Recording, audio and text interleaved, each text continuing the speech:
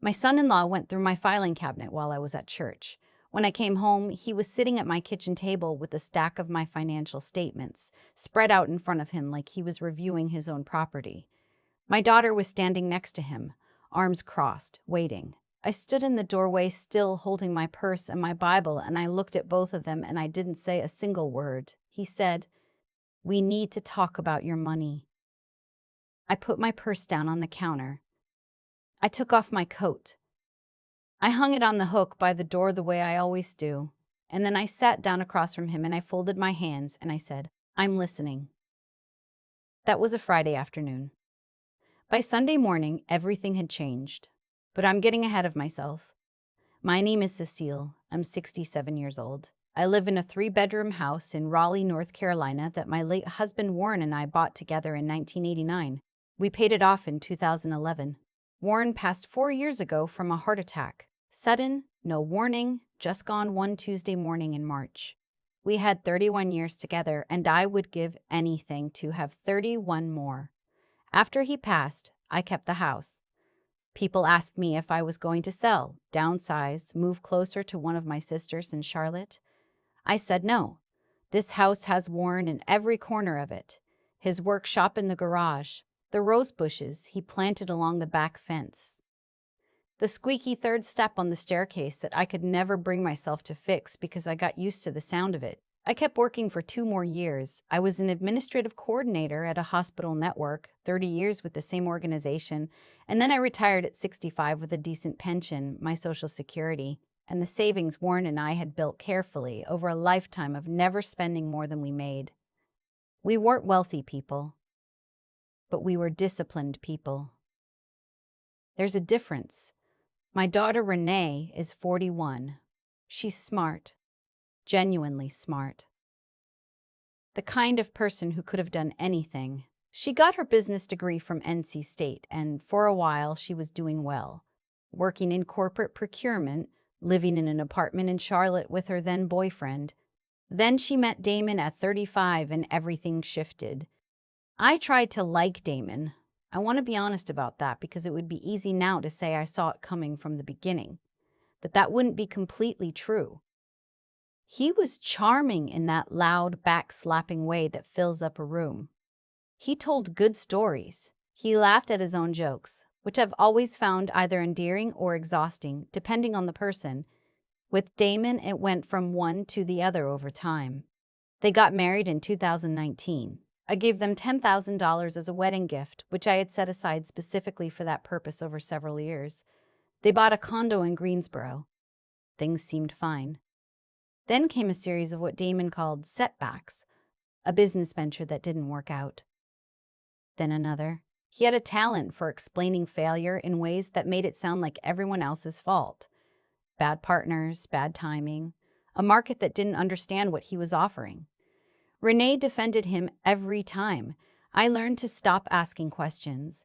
2 years ago, they lost the condo, not to some unexpected catastrophe, to missed mortgage payments over 14 months. I found this out not from Renee, but from my younger sister Gloria, who had heard it from someone at her church who knew someone in Greensboro. That's how I found out my daughter had lost her home. She hadn't called me. She was too embarrassed, she said later.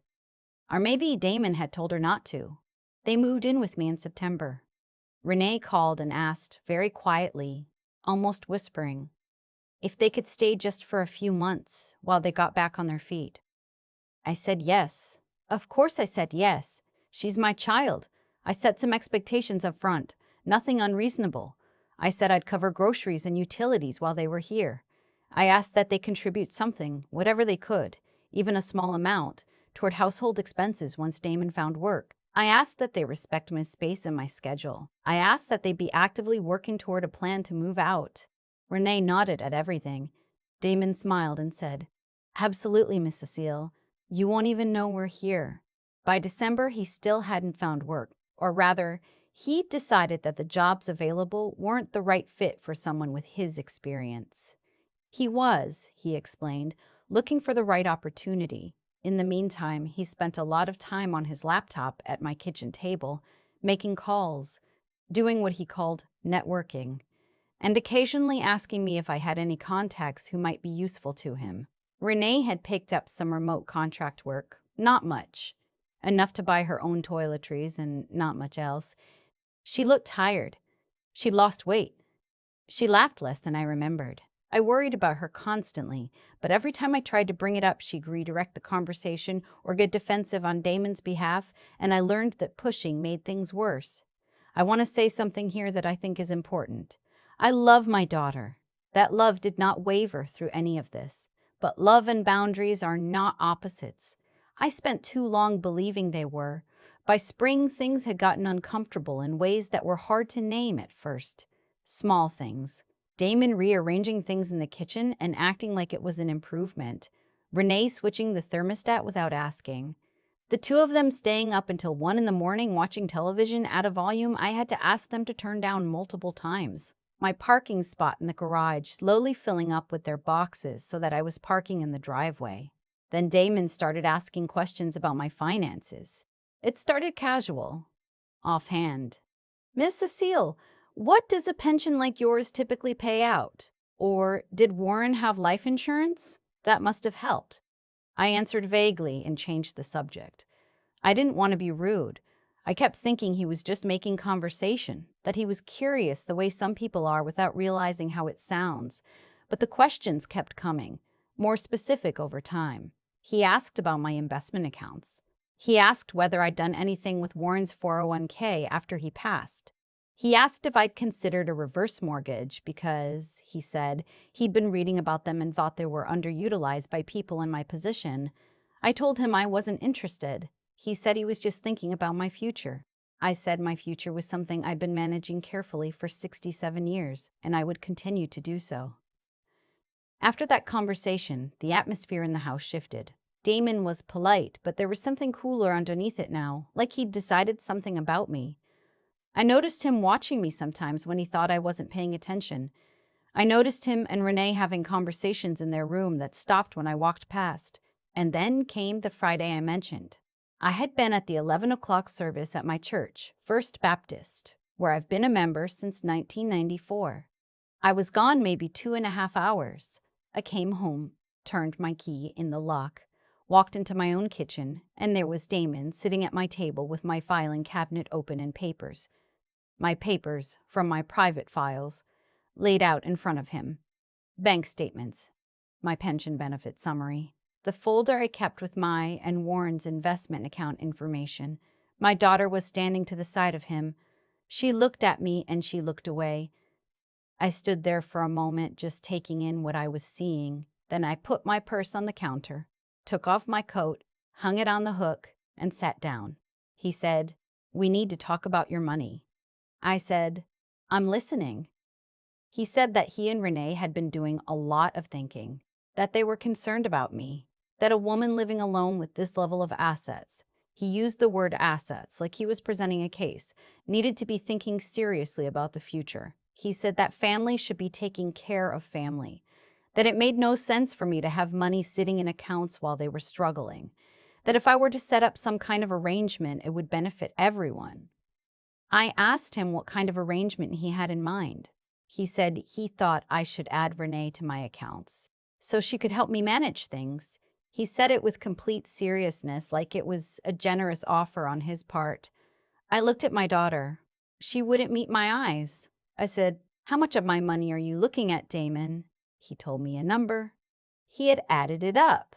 He had actually added up my total assets from the statements he pulled from my filing cabinet, and he quoted the number back to me. He said he thought a reasonable family contribution would be a monthly transfer, and he named an amount that was nearly half my monthly pension income. I sat with that for a moment. Then I said, "I need to think about this." He looked surprised. He'd expected a fight, I think, or tears. He said, "Of course, take your time. We're not going anywhere." He meant it as reassurance. It landed differently. I excused myself and went upstairs to my bedroom. I sat on the edge of my bed, the same bed Warren and I shared for 30 years, and I looked at the photo of him on my nightstand. I didn't cry. I was past crying about Damon. I was in a different place now, somewhere quieter and more certain. I picked up my phone and I called my attorney. His name is Leonard, and he's been my family's lawyer for 22 years. He handled Warren's estate. He knows everything about my financial situation. I got his voicemail and I left a message saying I needed to speak with him urgently, that it was a matter involving my assets and my living situation, and could he call me back as soon as possible. Then I called my financial advisor. Her name is Paula. She's been managing my investment accounts since 2009. I got through to her directly. I explained in general terms what had happened. She was quiet for a moment, and then she said, "Cecile, do you want to move forward with what we discussed last year?" Last year, after a conversation with Paula about estate planning, she had suggested I look into transferring the bulk of my assets into a revocable living trust. At the time, I hadn't felt urgency around it. I felt urgency now. I said yes. I told her I wanted to move quickly. She said she'd contact Leonard and they'd coordinate. She said she thought they could have the paperwork ready to review by end of week, and that she'd also be making some changes to how the accounts were titled in the interim. Changes that were entirely within her authority to make immediately. I said, "Thank you." I hung up. Then I sat quietly for a few more minutes. I thought about Warren. I thought about 31 years of grocery lists and car payments and Sunday mornings and arguments about whose turn it was to call the plumber. I thought about the way he used to squeeze my hand when something was funny without either of us having to say a word. I thought about how he would have walked downstairs and told both of them to get out of his house before sundown. I thought about how I was going to do this my way instead. I went back downstairs. Damon was still at the table. Renee had moved to the living room couch. I told them I had given it some thought and I would like to have a family conversation the following morning over breakfast. I said I'd make a proper meal and we could sit down and talk through everything together. Damon smiled, the wide, satisfied smile of a man who thinks he's already won. That night, I called my sister Gloria, and I called my close friend Wanda, who has been my neighbor for 16 years and knows me better than most people on this earth. I explained what had happened. Gloria said things that cannot be repeated in polite company. Wanda said, "What do you need me to do?" I told Wanda what I needed. I did not sleep much that night, but it wasn't anxiety keeping me awake. It was clarity. There's a difference, and I've lived long enough to know it. In the morning, I got up at 6. I made pancakes from scratch, the buttermilk ones Warren always loved. I made bacon, fresh squeezed orange juice, sliced fruit, coffee. I set the table properly, placemats, cloth napkins, the good plates. I put flowers in the center from the yard. I had everything ready by 8:30. At 9 o'clock, Renee came downstairs first, still in her pajamas, looking disoriented by the smell of food. She stopped in the kitchen doorway and looked at the table and then at me, and something moved across her face that I couldn't quite read. Then Damon came down, in his weekend clothes, looking pleased with himself the way he had the day before. He said, "Smells great, Miss Cecile." He pulled out a chair and started to sit down. That's when he noticed the two people already seated at the far end of my table. Leonard, my attorney, in his gray weekend blazer, with a legal pad and a portfolio in front of him. And Paula, my financial advisor, with her laptop open and a folder of documents beside her coffee cup. Damon froze. His hand was still on the back of the chair. Renee made a small sound from the doorway. I set the plate of pancakes on the table and I sat down in my seat, the one at the head, the one that's always been mine, and I said, "Please sit down. I told you we'd talk everything through this morning." Damon sat. Slowly, Renee came to the table and sat beside him. She looked at Leonard and Paula and then at me, and I could see in her eyes that she understood, even if she didn't know all the details yet, that the conversation was not going to go the way her husband had planned. Leonard spoke first. He explained in his calm and thorough way that I had contacted him the previous afternoon and that he had worked with Paula to take several actions that were both immediate and effective. He said that my investment accounts had been retitled in ways that removed any possibility of joint access being added without specific trust conditions being met. He said we were moving forward with establishing a living trust that would govern all of my assets going forward, and that he was the named trustee along with my sister Gloria as successor trustee. He said that my filing cabinet had contained documents that constituted private financial records, and that accessing someone else's private financial records without authorization had specific legal implications that I had every right to pursue if I chose to. He said that last part quietly and without particular emphasis. He didn't need to say it loudly. Damon said, "Now wait a minute." Leonard said, "I'm not finished." There are very few people in this world who can say that to someone like Damon and make it stick. Leonard is one of them. Damon closed his mouth. Leonard finished. Paula talked through the account changes briefly and professionally, not unkindly, just factually. She didn't look at Damon much. She looked at me. When they were done, I said, "Does anyone want pancakes?" Nobody said anything for a moment. Wanda would have found it hilarious.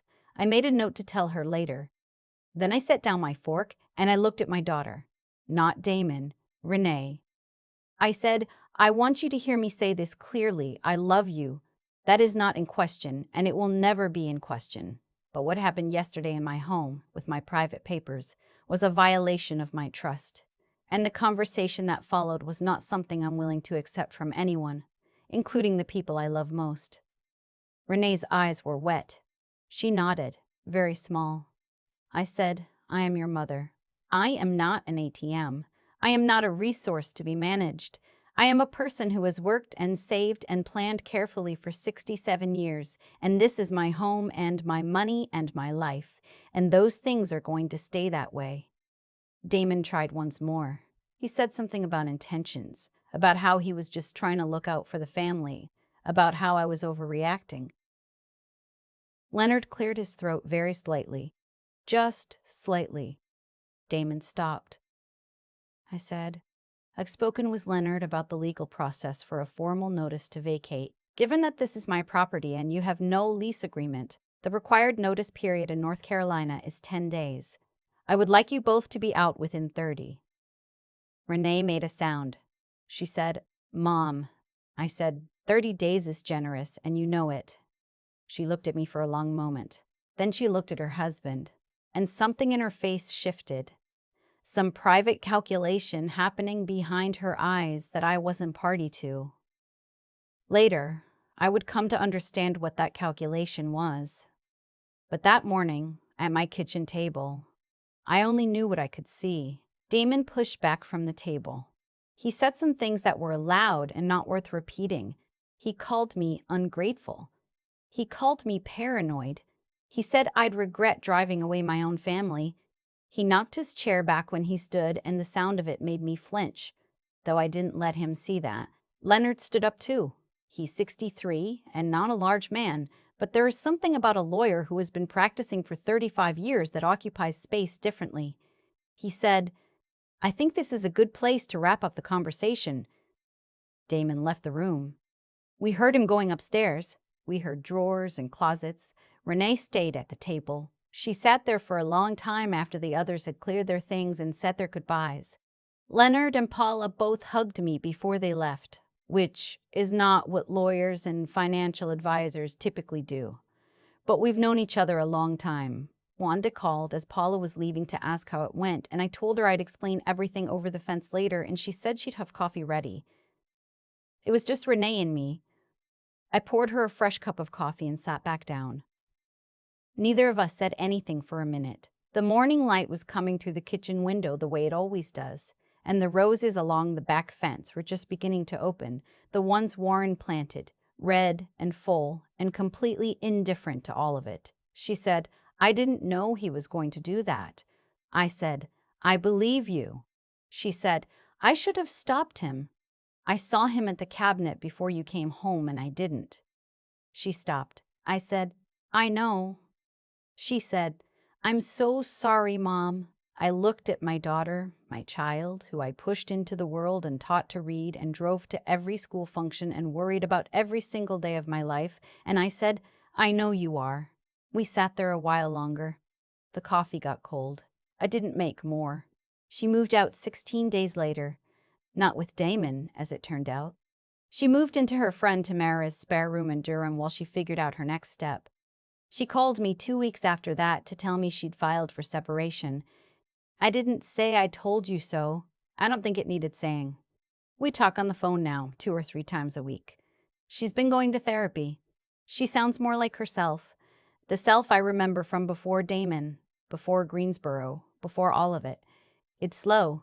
Rebuilding is always slow, but she's doing it. My house is mine again. I fixed the squeaky step on the staircase, finally after 4 years, and then I immediately missed the sound of it so much that I sat down on the stairs and had a good cry, which I think Warren would have appreciated. Grief is funny that way. It finds you in the smallest things. Leonard completed the trust paperwork in 6 weeks. Paula rebalanced my portfolio. Everything is in order, more in order than it's ever been, documented and protected and clear. I want to say one more thing because I think it matters. I did not take any pleasure in that Sunday morning. Not in the way some people might expect. There was no triumph I felt. What I felt was sorrow, mostly, that things had come to that. Sorrow for my daughter. Sorrow for the version of my son-in-law who might have been a different kind of man in different circumstances. Sorrow for myself, a little, for the months I spent tolerating things I should have addressed sooner. But also, underneath all of that, something I can only describe as bedrock, the feeling of standing on something solid that belongs to you, that cannot be moved or taken or talked out from under you. Warren and I built that ground together over 31 years. It is mine now. It will stay mine.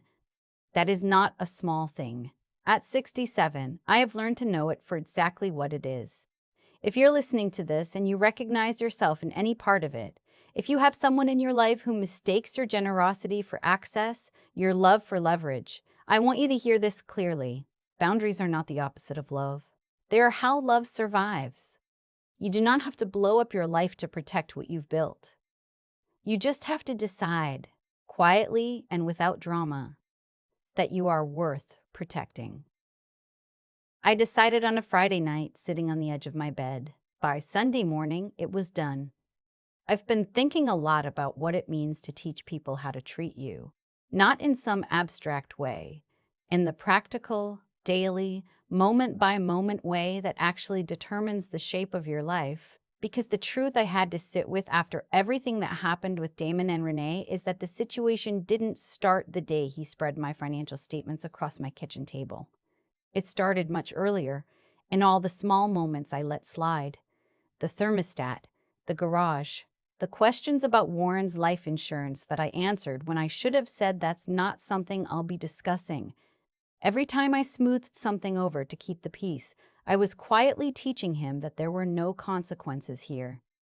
That this house and everything in it was available. That's not blame I'm placing on myself, it's just an honest accounting. And I think honest accounting of your own behavior, your own patterns, your own thresholds, is one of the most important things a person can do. Most of us are too busy being hurt to do it. I understand that. I spent months being hurt before I got still enough to see clearly.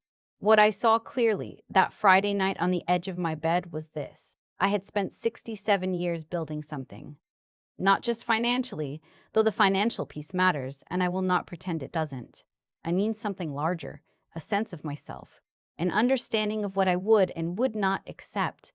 Warren and I built that together, both of us, through decades of choices that were sometimes hard and always intentional. Damon had walked into that life of choices and decided it was his to redistribute. And I had let the situation get to that point by valuing harmony over honesty for far too long. The actions I took that night and that Sunday morning weren't revenge. I want to be clear about that. Calling Leonard and Paula, setting up the trust, having them at my table, none of that was about punishing anyone. It was about protecting what was mine, which is a thing every person has not just the right but the responsibility to do. There is nothing noble about surrendering what you've earned to someone who hasn't earned it. Generosity is a choice. Having your assets extracted through pressure and manipulation is something else entirely. And dressing it up as family obligation doesn't change what it is. Renee is doing better. That matters more to me than any of the rest of it. She is doing the harder work of understanding how she got to a place where she stood in her childhood home and watched her husband rifle through her mother's private files and said nothing. That kind of reckoning takes courage. Real courage, the quiet, internal kind that nobody sees. I'm proud of her for doing it. As for what I'd say to anyone watching this who recognizes their own situation in mine, I'd say the clarity you're waiting for is not going to come from outside you. Nobody is going to arrive and tell you it's okay to draw the line. You have to decide that yourself, in a quiet room, on your own terms. And the longer you wait, the more complicated the situation becomes. Because people who are taking advantage of your patience are also, in that time, becoming more convinced that your patience is permanent. It isn't, or it shouldn't be. I fixed the squeaky step. I tend Warren's roses. I have coffee over the fence with Wanda on Tuesday mornings. My house is mine, and my life is mine, and I am, at 67, more certain of both of those things than I have ever been.